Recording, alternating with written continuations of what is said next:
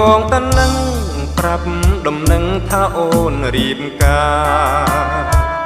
ទ្រូងបងឈឺផ្សាព្រោះស្រង់ជីវ៉ាអូននាងក្បត់ចិត្តលេចដើមមកកាំងឆ្លាក់ឈ្មោះបងនឹងវមិត្តក៏តែអូននាងដាច់ចិត្ត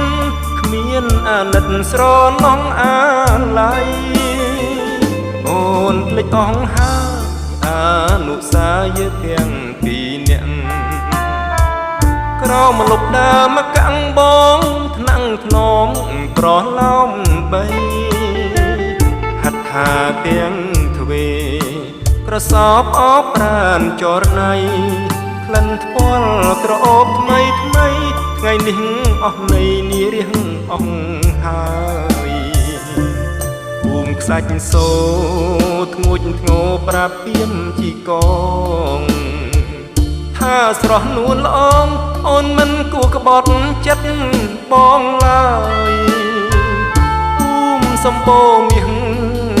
ពុះចិត្តគ្មានពីអ្វីឆ្លើយកោះតូច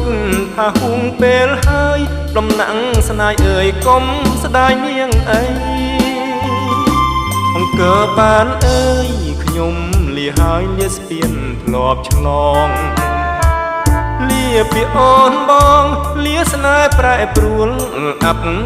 ប្រៃឈប់ស្រណោះតាមពីងភូមិដំណាំងជ្រៃ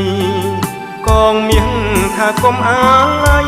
មិនខ្វះទេស្រីដីកំពុងចាំ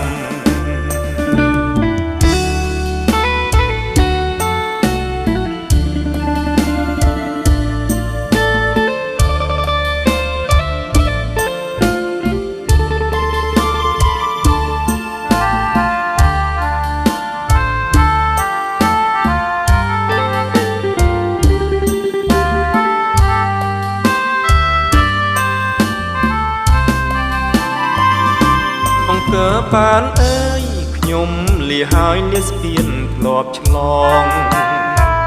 លាពីអូនបងលាស្នេហ៍ប្រែប្រួលអាប់ប្រៃឈប់ស្រណោះ